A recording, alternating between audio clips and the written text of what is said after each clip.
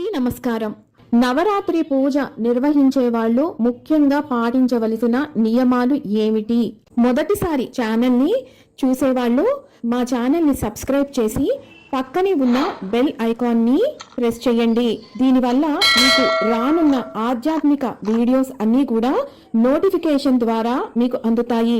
అలాగే మీరు ఎటువంటి వీడియోని మిస్ కాకుండా చూడగలరు.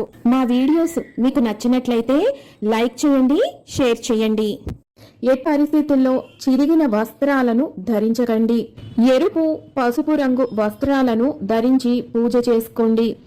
అలాగే నేలపైన కూర్చొని పూజను నిర్వహించవద్దు. ఏదైనా ఆసనం పైన కూర్చొని చేసుకోవాలి. ముఖ్యంగా స్త్రీలు చేసుకునేటప్పుడు మంగళకరమైన వస్తువులు అన్ని ధరించి మాత్రమే ఈ పూజను నిర్వహించుకోండి.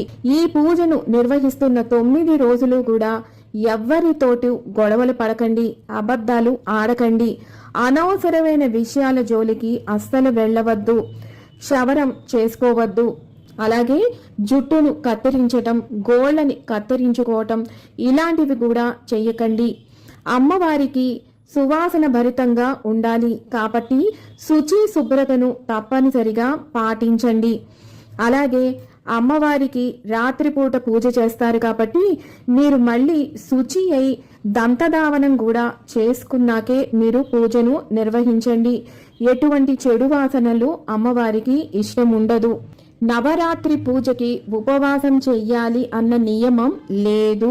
యథావిధిగా మీరు నిత్యము కూడా ఆహారం ఎలా తీసుకుంటారో అలాగే తీసుకొని మీరు వారాహి నవరాత్రి పూజను నిర్వహించుకోవచ్చు.